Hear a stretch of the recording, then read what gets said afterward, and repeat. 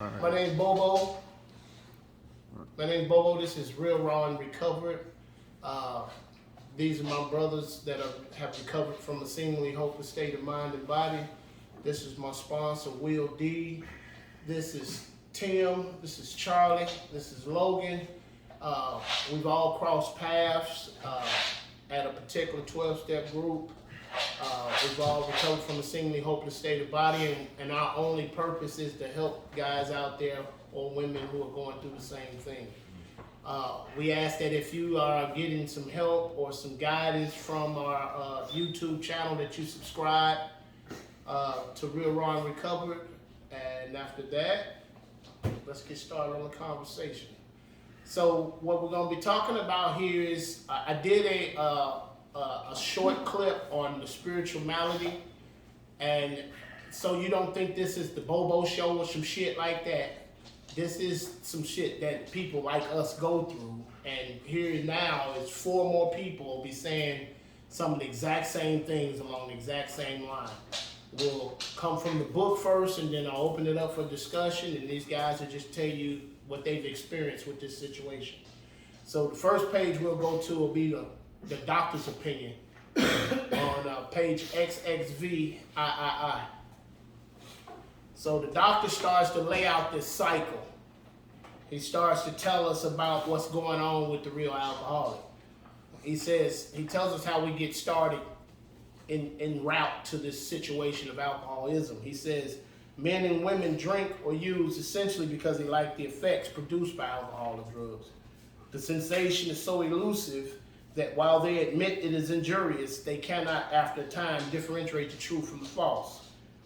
This is the state we're about to talk about, the spiritual malady. It says they are restless, irritable, and discontented.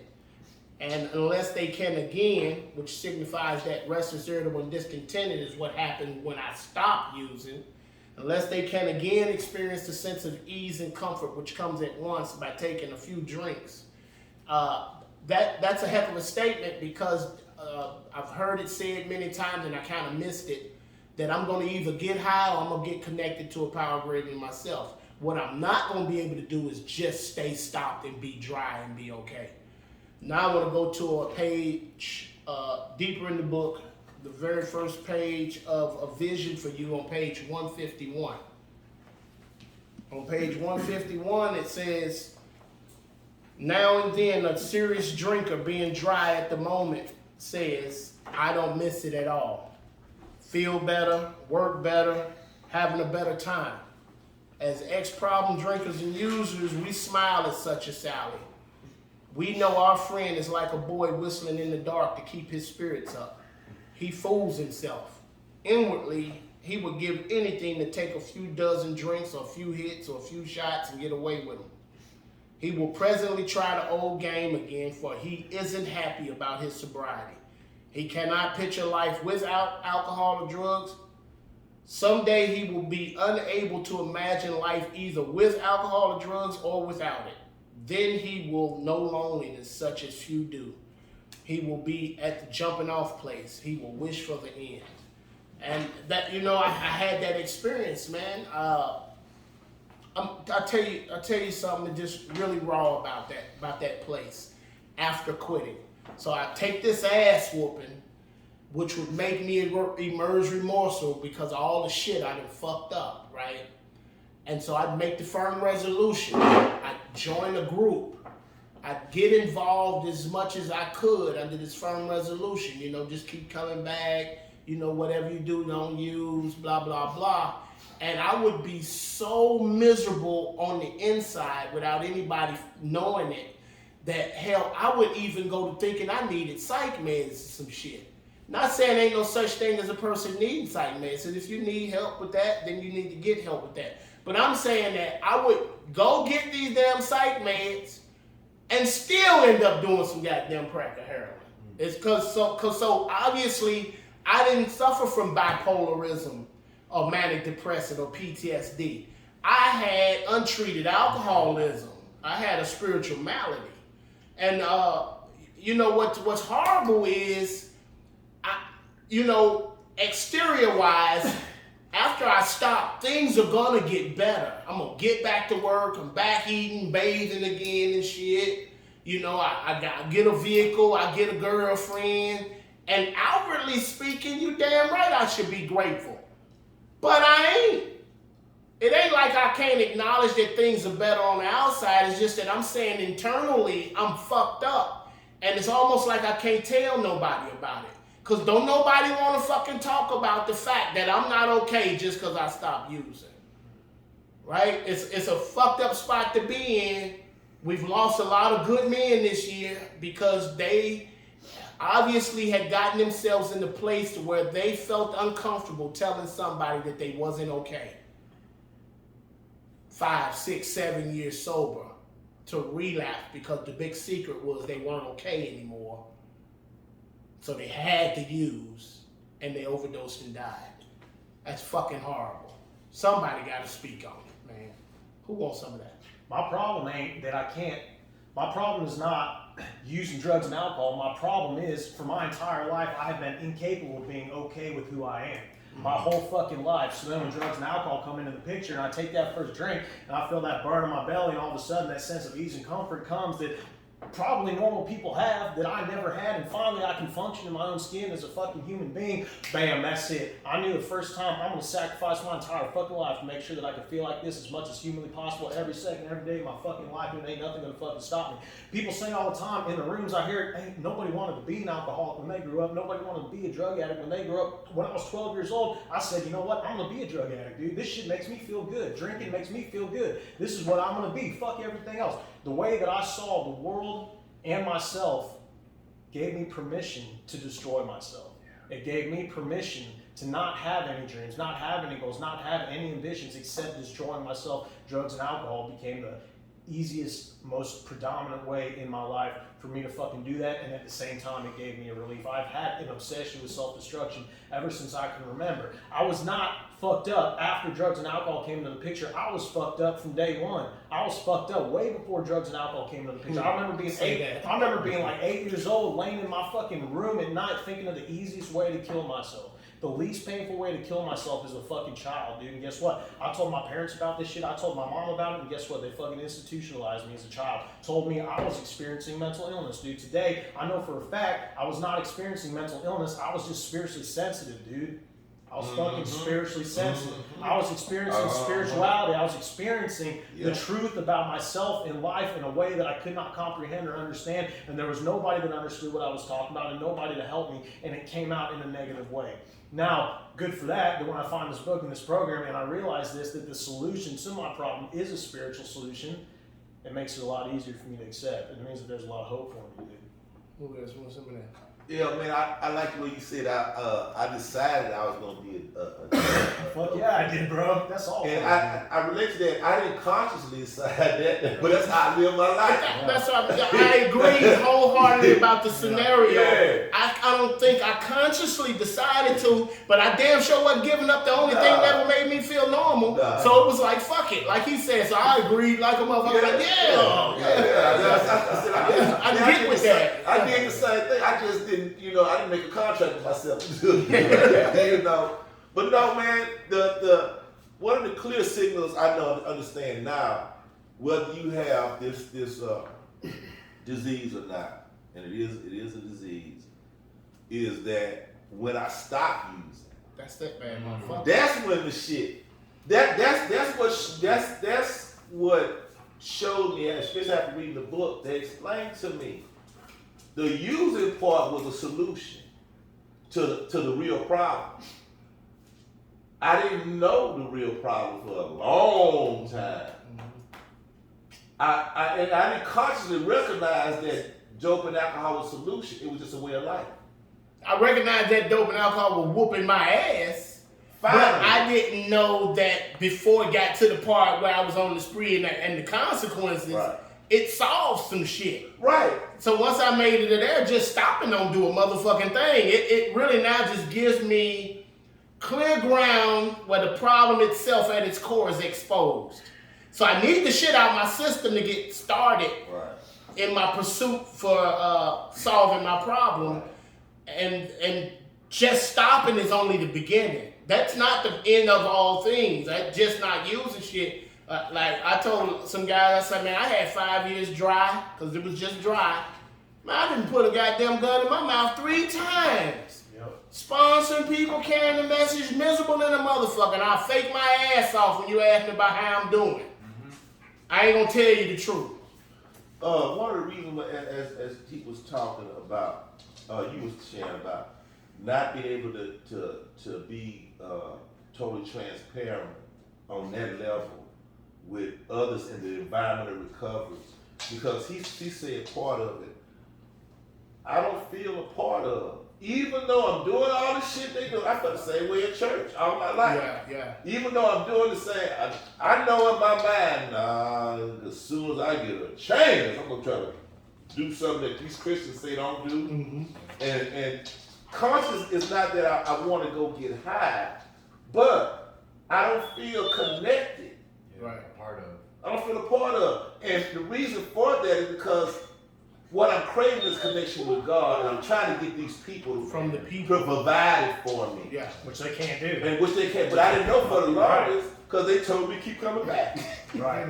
Like they can't do it. It's like, no, you good. I mean, this is all my life growing up, you know. I never felt a part of. I never felt like I was good as. I was either better than, so I don't have to listen to what you say, or most of the time I'm not as good as. The first time I experienced getting high and drinking, wow, everything changed. Man, all of a sudden I'm good enough, I'm bulletproof, I feel so good, I'm right in there with everybody, and then they quit and go on with life. And I'm stuck. And I'm stuck. I gotta stay feeling this way. And it looks like everybody else is feeling that way, and I don't know if they were or not. Right. And I had that same experience with church, is I would go there and I didn't feel like I knew anything. I didn't know enough. You know, you pour water on me or do the sign of the cross, and it don't make me feel no different. And I know when I get to my car, what I got there will for sure make me feel different. Yeah. Fast forward some, I started experiencing them consequences, and part of that is now you got to go to a 12-step group. And I had a lot of experiences with that kind of stuff, but even after a lot of consequences and a lot of time in recovery, I find myself miserable again. And I find myself going places where people say, oh man, what you say is so great, and this and that or whatever, and then why do I feel like shit when I leave? Why do I get in my car and drive down the road thinking, what the fuck? I mean, I'm just not okay. And that repeated scenario of when everybody can quit, I can't. Because it's the only thing that makes me feel good. And it seems like other people are getting joy out of things that don't do much for me. It makes me feel more apart from. That's it. That's it. Like what he said, I never fit in the first place. Because I ain't never felt like anybody was even expressing going through what I was going through. I never felt in the group. I was attending. Not in that sense. I never felt a part of. Right. And then to fall and have to come back. Now, once this happened 2-3 times, now I'm labeled in the motherfucking group as a chronic relapser. Ain't this a bitch?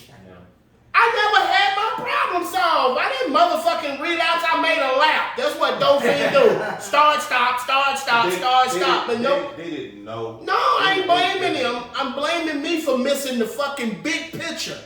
I have a thing that's wrong with me, whether I'm fucking using or not, that only God can solve. Right, but the info.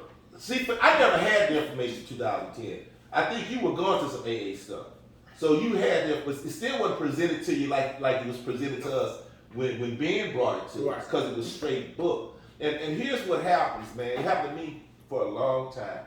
It's so relieving to finally find some people that understand the problem. Mm-hmm. Well, the obvious problem, the drug use, the consequences. We could share all that in the meetings that I went to, fellowship I was in that wasn't about this book, and they couldn't express a solution like this. Right.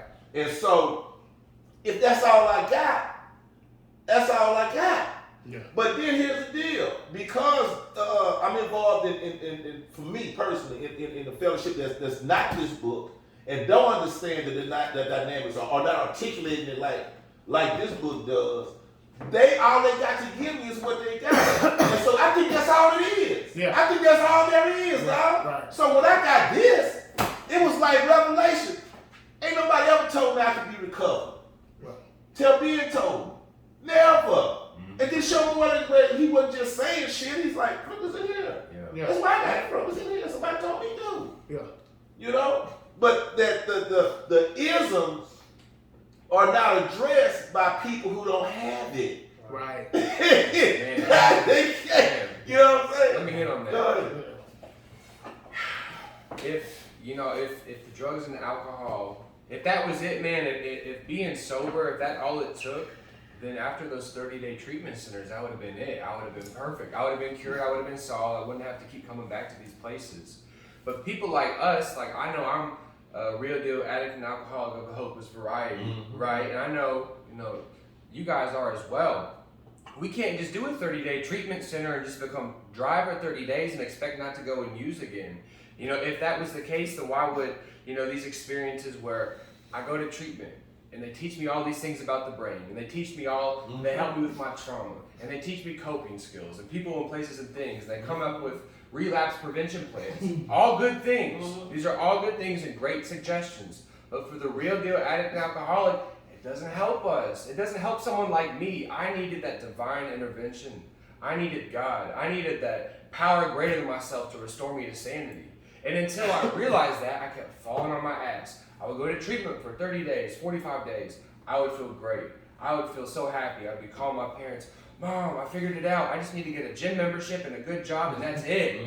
I just need to stay away from the hood and that's it. I'll move back to grandma's house. That'll be it. She can put a GPS tracker on my phone and she'll just know where I'm at. You can handle my finances so I'm not pulling out cash. That might work for somebody else, but it didn't work for me, man. Now, what about this part? So here we are, and up until it's finally presented to me what's really going on with me on the inside, I don't know about the ism.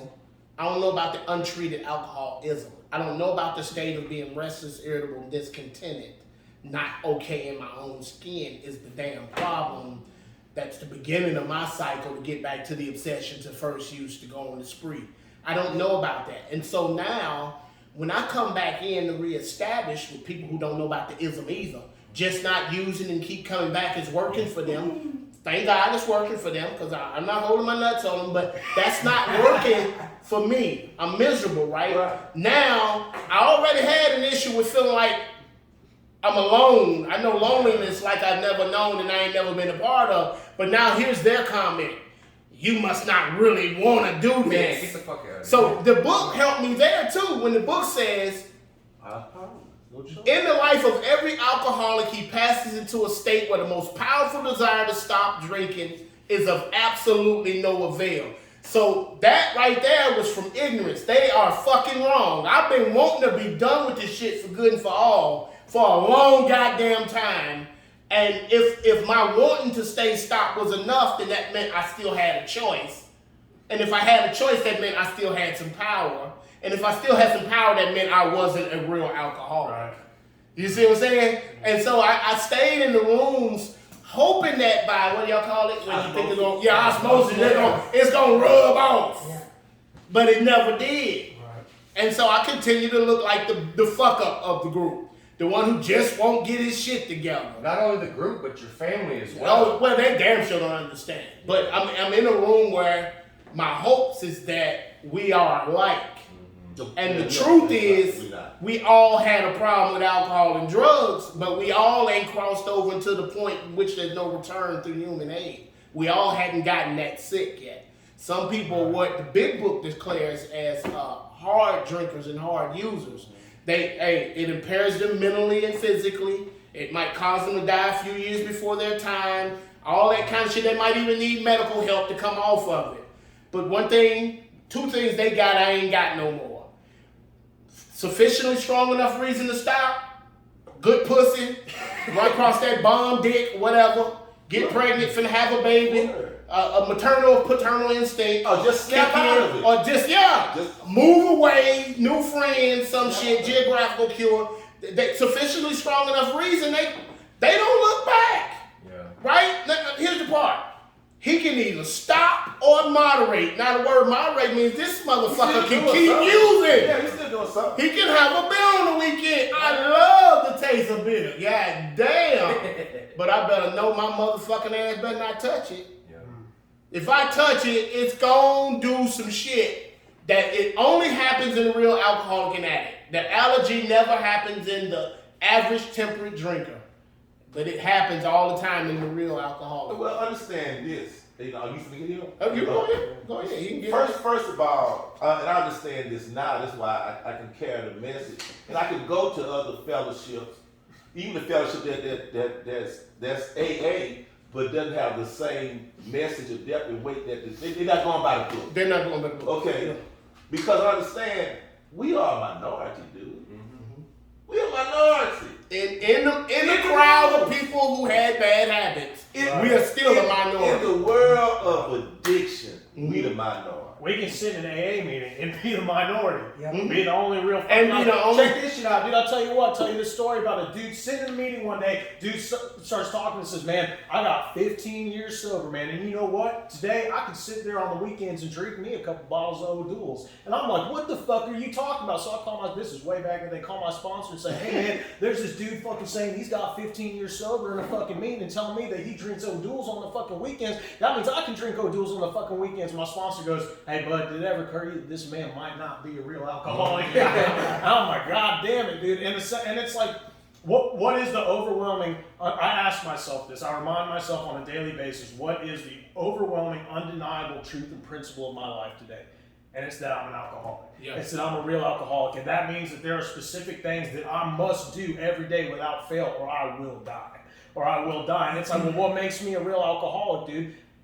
Today, it is my truth that no matter how far away I get from that last fucking drink, 2 years, 5 years, multiple times, many years, 10 years, I know people with 27 years, that one day I will fucking wake up and I will have no way to defend myself against my own mind convincing me to go get drunk. Yeah. I will have no fucking way to do that. And it's like, how do you explain to a normal person the experience of some outside force enslaving and compelling you to take a loaded gun, point it to your head and pull the trigger, even though everything inside of your being doesn't want to do that, but you fucking do it anyways. Normal people will never understand that fucking shit, man. And it blows my mind. And it's like, so then why do I do that? It's because I'm not powerful enough to stop my own mind from enslaving me and compelling me to destroy my own life. So then what's the fucking solution? I have to find something that is, I have to have power. And I have to connect to that power every single fucking day. Because who knows what day it is that I go fucking ziggity boom. It comes. You know? I mean, and so, I mean, in other words, in short, at some point I'm going to have to take it to heart that I am in absolute dire need of being in connection with God. I will always need God because I will always feel the void when I don't have Him. Right. So I'm not cured of my alcoholism, which means I will always need God for that harmony, that balance, that peace of mind, that poise, that okay in my own skin. And since I'm not cured of that, meaning since I wasn't even created to live without God in the first place, it's my reality now.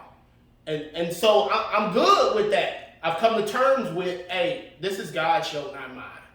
Right? What you got on it, Tim? Check this out. So, you know, I'm 6 and something years dry. I like to call it other stuff, but that was just the truth, you know. And I'm Mr. This and that, and I'm speaking and doing this and doing that, starting groups, you know, being this guy and that guy. And I spend a week with 25,000 people at a convention. And all I could think that whole time is, how come I'm the only motherfucker that's not happy? Because everybody else looks happy. And I feel like they could tell I'm not happy. And I try to tell a few people, and they're like, well, go to another workshop. You know, you need to catch another meeting. Right, yeah. So when that's over, I'm with my friend I love to death, and he's got many, many years in that program. And I'm to the point where I just can't stand to be around these people anymore. So I rent a car and take off across the country, coming back towards Texas. Find myself in Florida. I had a meeting that night. And I'm telling them what a fucking great guy I am in recovery and how I just left the convention and you should have been there. You should. And again, as I'm saying it, I'm looking at them and going, these motherfuckers are happier than I am. They didn't go to the convention. Yeah. 20 minutes later, I'm at the store buying alcohol to hold down in a storm with this redhead. Because that shit'll all make me feel better is what I'm thinking. And as soon as I take a few drinks, first thing I think is, hey, don't you know somebody that's... And she's like, what the fuck? Mm-hmm. No, I don't. And I'm like, oh no, this is bad. This is a bad place to be. And now I'm scared because I don't have my solution. That solution's not working for me. I was at the convention, that didn't work for me. I got these books and they're not working for me, but I'm not praying. I'm not trusting God. I'm not doing any of the things that I've learned more recently. I didn't understand nothing about the cycle. I mean, this last time exposed to all this stuff, I kept looking in the book going, they added some shit? I mean, I've been doing this shit since the 80s. This shit was always there. How did I miss it? Not presented though. Nobody wants to say it. And now. today I could be in a meeting and have someone say some crazy shit that doesn't apply to me or hadn't worked for me in the past and start talking about those things that are clearly outlined in the book as the way a guy like me goes through this shit, lap after lap, and get people looking at me like, are you fucking crazy? Mm-hmm.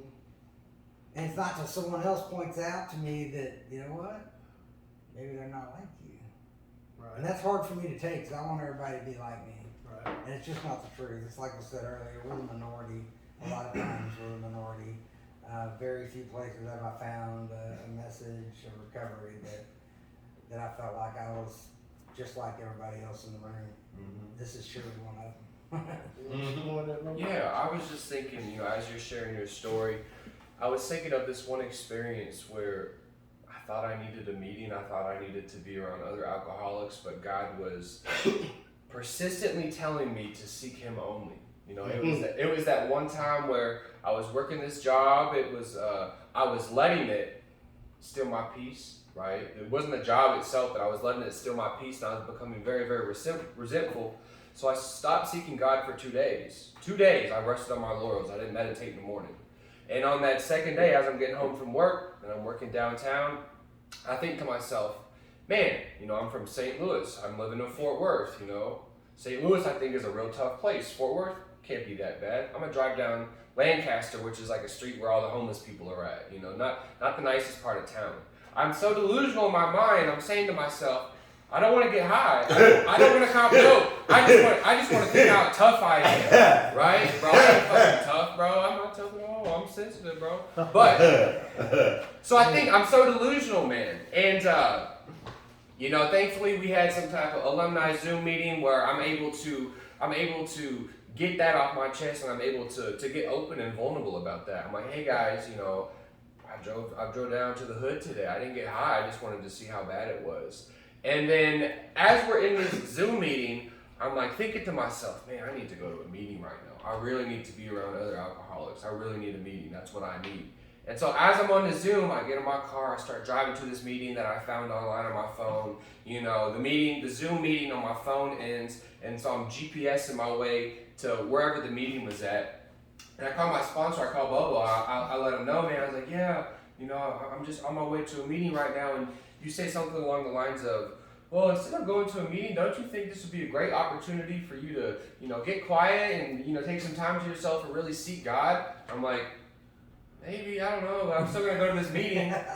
The funny thing is, man, I get to where the meeting said it was on my phone with the GPS, and nobody was there. Not even a chairperson was there. You know what I'm saying? Nobody showed up. Nobody showed up. And I think to myself, man, I could just go home and meditate, but I'm already out here, so I'm gonna go try and find another meeting. So that was, you know, I try and go to meeting A at 7 o'clock, nobody's there.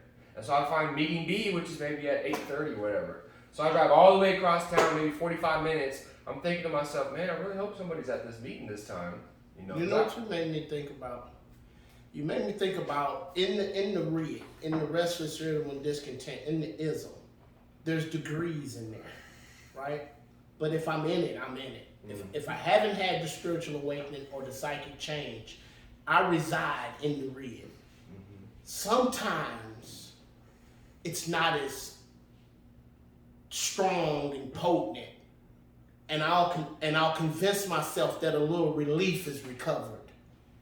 And so, it's not like I forfeited any peace with the job or anything else. I never had no motherfucking peace. I had some times where my rig wasn't as prominent as other times, but I had never made conscious contact, so I had never came out the cycle in the first place.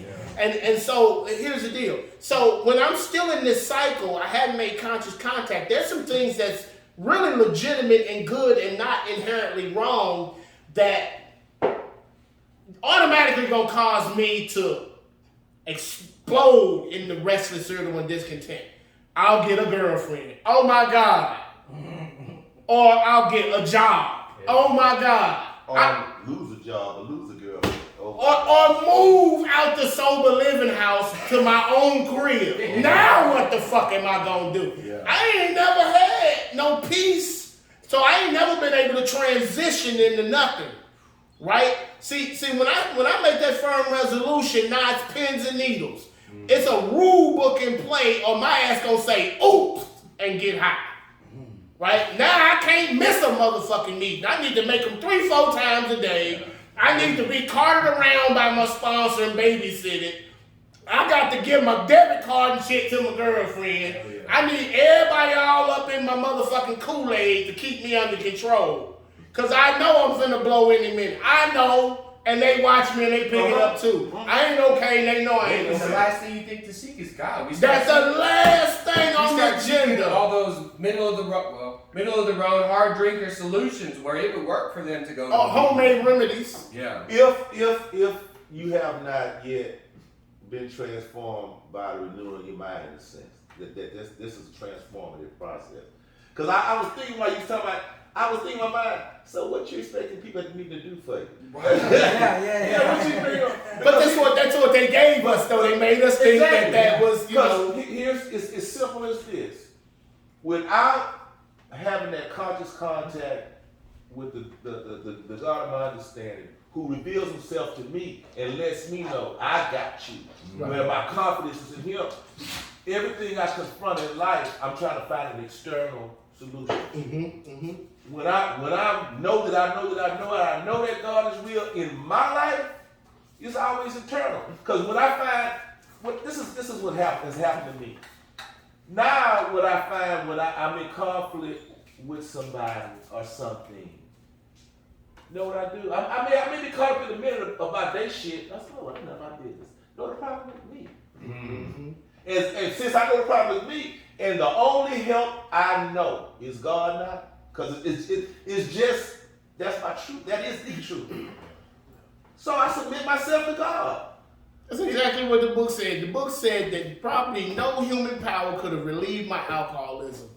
The message we carry is that God could and would if he was sought. And for the real alcoholic, ain't shit else. Now, the hard part is convincing the real alcoholic that ain't shit else out there for him but God, especially if they got a hang up with the God concept. But that's the only thing, and that's why it says most of us got to be pretty badly mangled before we'll commence this way of life. You got to be whooped into a state of reasonableness. I mean, some of us don't make it. We actually have to die, and some of us got to watch a motherfucker die, then we get it. We be like, oh, shit, I got to do something. Anybody else got some on this? You got something else on here? Ooh.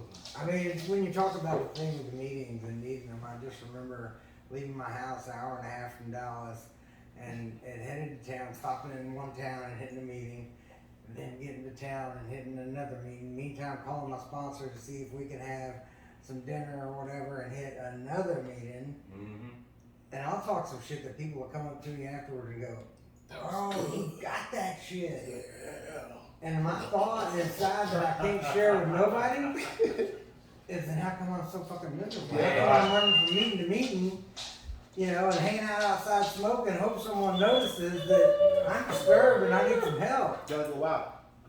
And that fucking shit right there about what we read on the bottom of page 151 about the boy whistling in the fucking dark trying to calm himself. For whatever reason, I'm an alcoholic. I'm gonna feel bad sometimes. I'm gonna feel fucked up. It's part of my fucking condition in my life. This shit will happen to me. And the book tells me that the only solution for that shit is to ask God for help and then discuss it immediately with another person. That's right. But for whatever reason, my fucking ego will not let me admit to another human being that I'm feeling fucked up, even though I'm an alcoholic and that's a requirement to be a fucking alcoholic. Yeah.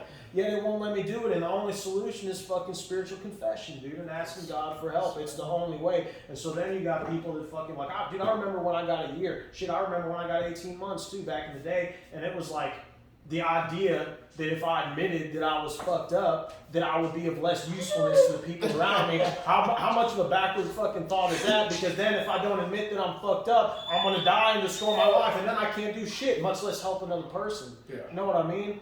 It's like, and once again, it's like the problem centers in my mind. Not only will my mind convince me of anything it can to make me die so that I can't. My belief today is that the only real purpose of alcoholism is to stop me from fulfilling God's purpose for my fucking life. And it does that by causing me to fucking die. And how it does this is convincing me of whatever it has to make me destroy myself. Whether it looks like not admitting that I'm fucked up and struggling, or making me believe that I am capable, against all evidence to the contrary, of taking a fucking shot of whiskey after work on Friday night. You know? Any closing remarks on?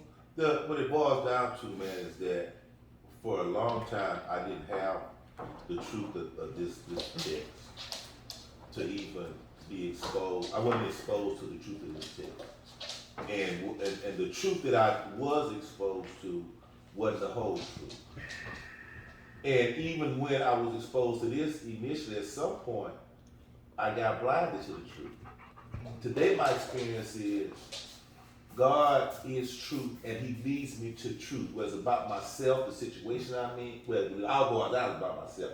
But whatever situation I'm in, He's now enables me, empowers me to see truth in it, where I can humbly admit when I'm wrong. Yeah. Or I can be compassionate and see, okay, you're not attacking me, you hurt. Anything I can do to help. You know what I'm saying? That's not of me. I'm not able to think and see things of my own. Well, I never was able to see and think things like that. Not empowered the way I am now. I've always had tinklings of it. That's why I say that thing about God is within everybody. It's like, it ain't like I found God. It's like finding the blindness where. That's the process of the steps, to get the trash out the way so that I could come to know the God who has always been there in The whole way. Anyway, He's been there the whole time anyway. Man, if you guys out there watching this video are enjoying what we're discussing, it's helping you, subscribe to the channel. Just a couple of quick pointers is, if you're out there and you can admit that you've just been not using, but you're still miserable, I would encourage you to find somebody who understands and share that. Yeah. And share that. There's no keeping that to yourself. Yeah, I just wanted to share, because I know in my personal experience, I thought I was too far gone. I thought that I don't know if it is necessarily that God had forsaken me, but I thought there was just so much evil in my life. I thought that I didn't have a heart, I didn't have a soul. I thought there was just so much evil consuming me, and I didn't think that someone like me could be saved, man. In the spiritual sense, and then even from recovered from active addiction.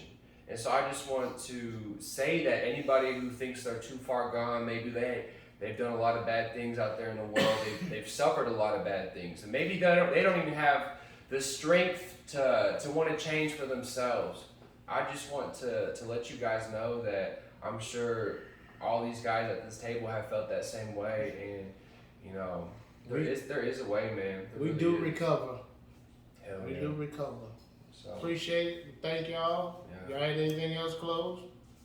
Peace out. don't forget to share the video. Share the video. Share it.